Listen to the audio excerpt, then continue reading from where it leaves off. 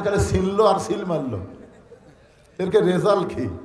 আল্লাহ বলতেছে বাংলাদেশের গণতন্ত্রের নিয়ম হলো একজন বাপের জন্মা একটা ভোট দিবে, কিন্তু যে একের বেশি দিবে তার জন্মের ঠিক থাকবে না। যেরকম কি থাকবে না? তাহলে দিনের ভোট যারা রাতে করছে এরা কিন্তু জন্মা না, এরা হলো বিজন্মা। জোরে বলেন, কি কথা বলেন, কি জন্মা? বিজন্মা। এমন করেই তো কাম হবে না, বিশ্বাস করা লাগবে যে আল্লাহ তাআলা আমাদেরকে দয়া করে রহম করে মুসলমানের ঘরে মুসলমান হিসাবে কবুল করেছেন। আমরা সে আল্লাহর উপর খুশি না বেজার? তাহলে জবান করে আর একবার বলি আলহামদুলিল্লাহ। এই মাসটা কি মাস? গজব। আসলে মাদ্রাসার মাঠ তো মোটামুটি মানুষের একটু জ্ঞান আছে। আমি প্রায় কয়েকদিন হলো বলতেছি কি মাস, কয় জানুয়ারি মাস। আমি আবার বললাম কি মাস, কয় মাঘ মাস। দুইবার বলার পরেও জানুয়ারি কইছে, মাঘ কইছে, কিন্তু এইটাতে রজব অনেকের মনেই নেই।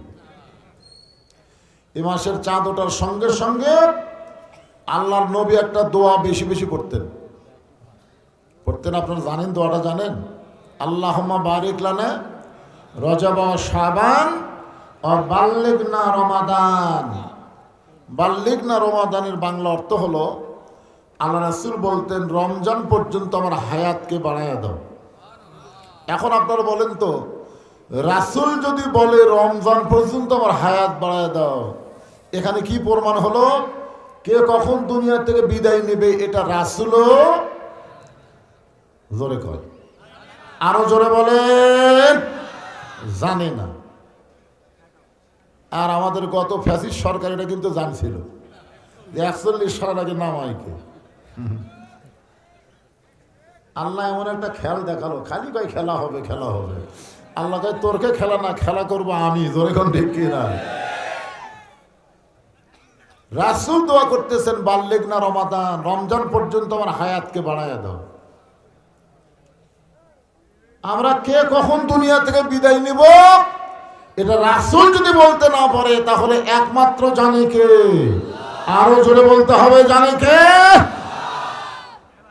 এই রজব মাসে আমাদের নবীকে আল্লাহ তাআলা এক রজনীতে, কোরআনে অবশ্য আল্লাহ এতটুকু বলেছেন, ইসরার কথা বলেছেন, মেরাজের কথা বলেননি।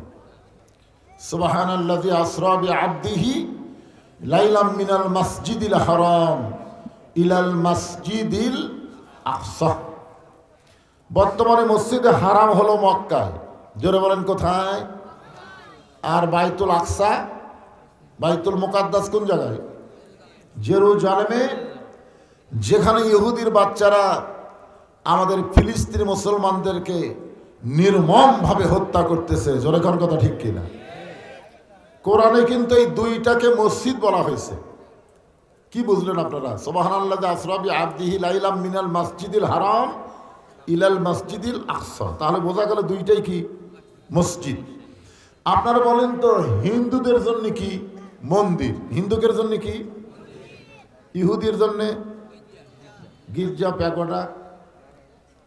আপনার তারপর আর একটা আছে কি?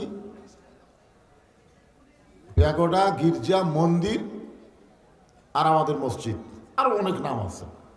কিন্তু মসজিদ যে শুধু মুসলমানের, এ ব্যাপারে কোনো সন্দেহ নাই। অথচ সেই মসজিদকে ওরা অযথা দখল করার জন্যে আমাদের মুসলমান বাচ্চাদেরকে হত্যা করতেছে। বড়গুলোর চাইতে বাচ্চাদেরকে হত্যা করাতে ওরা আনন্দ বেশি পাচ্ছে। বাইতুল্লাহ ধ্বংস করতে ছিল একজন বাদশাহ, তার নাম হলো আব্রাহা। ধরে বলেন তার নাম কি?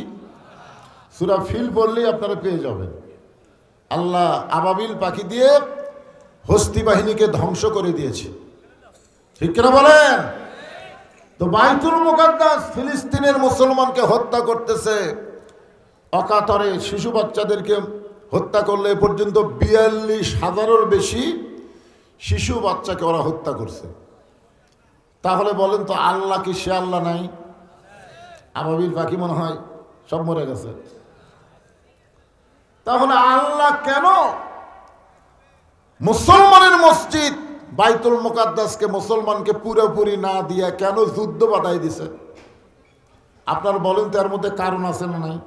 যেরকম আছে না নাই? হ্যাঁ, আজকে সূরা কাউসার থেকে আমি আপনাদের সে আলোচনা করার চেষ্টা করব ইনশাআল্লাহ। তো আল্লাহ তাআলা এই লাইলাতুল মিরাজের রাতে আমাদের নবীকে জান্নাত দেখার তৌফিক দিয়েছিলেন। সুবহানাল্লাহ বলেন। বাইরে থেকে না ভিতর থেকে? কি জান্নাত দেখার জন্য রাসূল গেছিলেন কি জান্নাতের ভিতরে না বাহিরে? দেখা কিন্তু দুই রকম। এ কোরআনের বাহিরে যারা থাকে তারা বলে ইসলামের সাথে রাজনীতির কোনো সম্পর্ক নেই, যেরকম ঠিক কিনা? আর কোরআনের ভিতরে যারা ঢুকবে তারা বলবে নীতি একটাই, সেটাই হলো রাজনীতি। আর রাজনীতির মধ্যে যত নীতি আছে সব হলো ফকরা নীতি। যেরকম কি নীতি? ফকরা নীতি বোঝেন না? আল্লাহর নীতি হলো রাজনীতি। একটা সূরা আছে কোরআনের বাহিরে না, কোরআনের ভিতরে, নাম হলো সূরা মুলক। জোরে বলেন, নাম কি? মুলক। তাবারাকাল্লাযী বিয়াদিহিল মুলক। গোটা পৃথিবীর রাজত্ব, কর্তৃত্ব, মালিকানা একমাত্র কার হাতে? তাহলে বাদশাকে? সম্রাট শাহজাহান বাংলাদেশের মতন 57টা দেশের সম্রাট হওয়ার পরেও দুই হাত তুলে কাঁদতেছে আর বলতেছে, ও বাদশার বাদশাহ, তোমার দরবার আমি ফকির। বাদশাহ শাহজাহান আমাদের আল্লাহকে বাদশাহ বলে স্বীকার করে, আর আমাদের বাংলাদেশের কিছু নেতারা বলে যে ইসলামে নাকি রাজনীতি নাই। বাদশাহ মানি তো রাজা, রাজা মানি তো বাদশাহ। জোরেকার কথা ঠিক কিনা? তাহলে বাদশার নীতির নাম কি নীতি? রাজনীতি। জোরে বলেন, কি নীতি? আল্লাহু গানিয়ুন ওয়া আনতুমুল ফুকারা। আল্লাহ হলেন ধনী, পৃথিবীর আমরা সবাই হলাম ফকির। আমরা সবাই কি? তাহলে ফকিরের নীতির নাম কি? ফকরা নীতি। জোরে কোন কি নীতি? কথা কয় না। কি নীতি? আর আল্লাহর নীতির নাম কি? আর মানুষের নীতির নাম কি? ফকরা নীতি। আপনার যদি জোরে না বলেন তাহলে দুই কান্দের ফেরেশতা কি লিখবে? আপনারাই কোন এই দুটা ফেরেশতা আল্লাহ কি ঘুম পাড়ার জন্য দিছে না লেখার জন্য দিছে? তো জবান থাকার পরেও হক কথা যারা বলে না এদেরকে বলা হয় বোবা শয়তান। জোরে বলেন, কি শয়তান? আমি তো আমার বাপের কথা বলতেছি না, আল্লাহর কোরআন দিয়ে বলতেছি। তাহলে আল্লাহ হলেন বাদশাহ, আল্লাহ হলেন রাজা, আল্লাহর নীতি হলো রাজনীতি, আর মানুষ হলো ফকির, ফকিরের নীতি হলো ফকরা নীতি। আমরা বলতে পারি ইসলামের সাথে ফকরা নীতির কোনো সম্পর্ক নাই, কিন্তু ইসলামের সাথে আল্লাহর নীতির সম্পর্ক আছে। জোরে জোরে কথা ঠিক কি না? কথা বলে। হ্যাঁ, তো নবী জান্নাতের মধ্যেই ঢুকছেন লাইলাতুল মিরাজে। আল্লাহ নবী যখন জান্নাতের মধ্যে ঢুকলেন, এমন সময় নবীর সঙ্গে একজন ফেরেশতা ছিলেন, নাম হলো ফেরেশতা জিবরাইল। নাম কি? নবীর সঙ্গে কয় ফেরেশতা থাকতেন? কথা কয় না। আর আমাদের সাথে কয়টা? আমাদের দেখছেন ছোট একটা বাচ্চা করছে দুইটা, আর আপনারা বুঝতেছেন না। আমাদের দুই কান্দে দুটা ফেরেশতা সবসময় আছে না নাই? দরজা জানলা বন্ধ করে যদি কাম করেন তাহলে মনে হয় ফেরেশতা থাকে না? থাকে? থাকে। 15.5 বছর দরজা জানলা বন্ধ করে কাম করছে, মনে করে কেউ দেখেনি। দুই ফেরেশতা আল্লাহ কয়, আল্লাহ এরা যে দরজা জানলা বন্ধ করে সমানে কালে ছিললো আর সিল মারলো, এরকে রেজাল্ট কি? আল্লাহ বলতেছে বাংলাদেশের গণতন্ত্রের নিয়ম হলো একজন বাপের জন্মা একটা ভোট দিবে, কিন্তু যে একের বেশি দিবে তার জন্মের ঠিক থাকবে না। যেরকম কি থাকবে না? তাহলে দিনের ভোট যারা রাতে করছে এরা কিন্তু জন্মা না, এরা হলো বিজন্মা। জোরে বলেন, কি কথা বলেন? কি জন্মা? বিজন্মা। বোঝা লাগবে না? জন্মা আর বিজন্মা। আপনারা বিজন্মা কন না কি কন? যাই হোক, আর নিচে আর নামলাম না বাবা কালু রে, আর নিচে নামিস না রে। যদ্দূর পর্যন্ত নামছি আলহামদুলিল্লাহ, আর নিচে আর নামা যাবে না। এখন একটু চিন্তা করেন, আমাদের সঙ্গে সবসময় দুটা ফেরেশতা থাকে, কিন্তু আমাদের নবীর সঙ্গে দুই ফেরেশতা ছিল না, কারণ নবীর লেখার কোনো দরকারই নেই। লেখার দরকার আছে? ইমাম গাজ্জালী রহমতুল্লাহ আলাইহি বলেন যে লাইলাতুল মিরাজে যখন নবী ঘুমাইয়াছিলেন, এমন সময় জিবরাইল ফেরেশতা গিয়ে দেখে নবী ঘুমের মধ্যে আছে।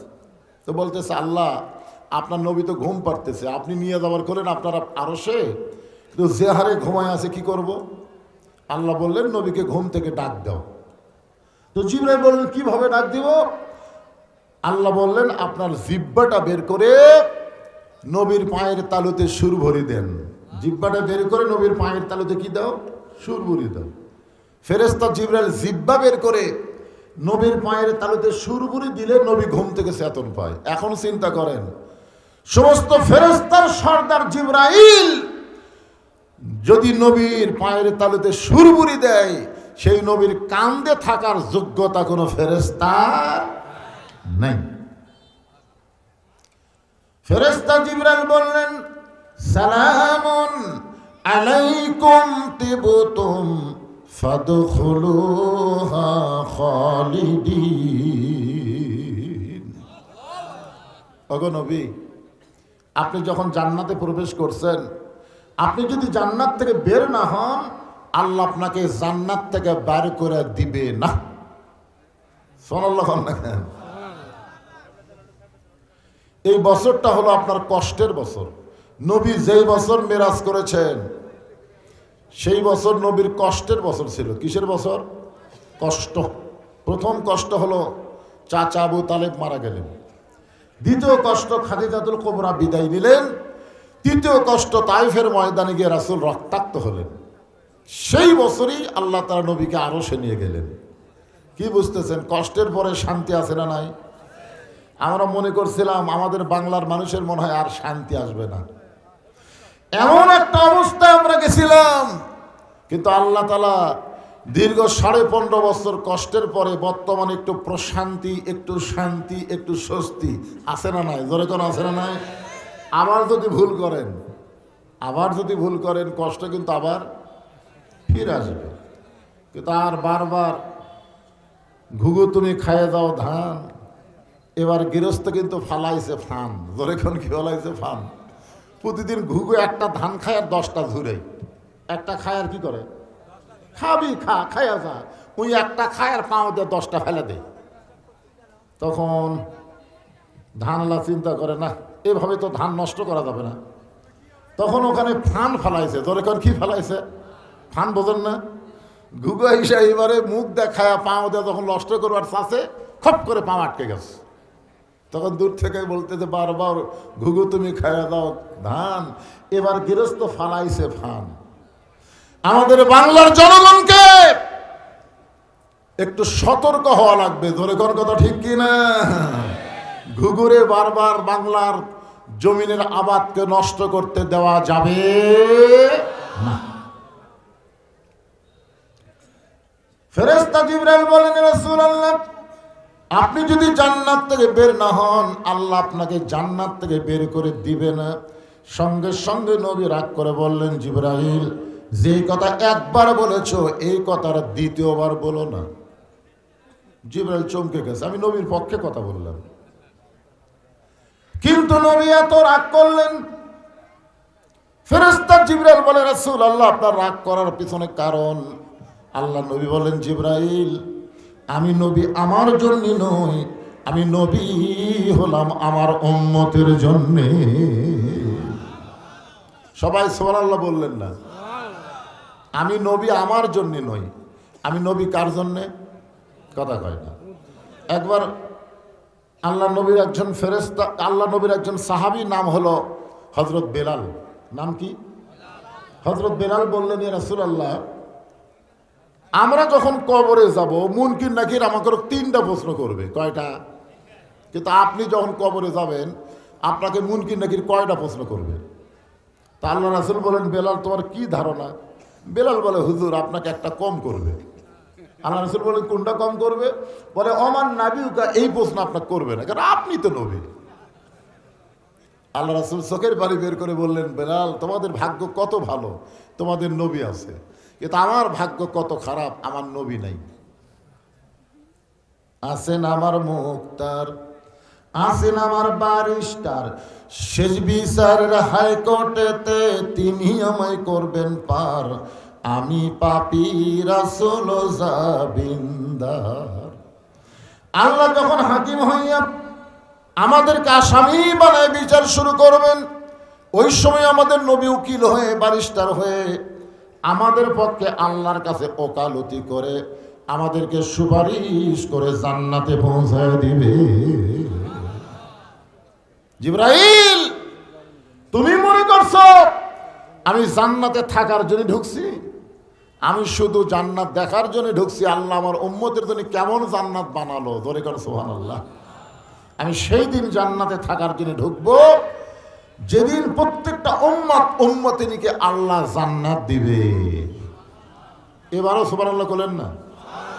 এখন চিন্তা করে দেখেন, যেই নবী জান্নাতের মধ্যে গিয়ে আমাদের কথা ভোলে না, আর আমরা সেই নবীকে ভুলে গেছি। আমাদের বাংলাদেশে কিছু কিছু মুসলমান নবীকে শুধু নবী হিসাবে বিশ্বাস করে, নেতা হিসাবে মানবার চায় না। এরকম কিছু মুসলমান আছে না নাই? নবীর প্রতি দরুদ পড়ি, নবীরে সালাম করি মিলাদের ভিতরে, কিন্তু নবীর সমাজ গড়ার কাজে এদের দ্বন্দ্ব মনে বাজে। নবীকে সংসদে বানায় না, নবীকে রাষ্ট্রপতি বানায় না, নবীকে শুধু মসজিদ আর মাদ্রাসার মধ্যে মানায় নাকি? আপনাদের কি ধারণা? নবীকে এই মসজিদ মাদ্রাসার জন্য নবী হয়েছে না সব জায়গার জন্য? কথা বলেন, সব জায়গা।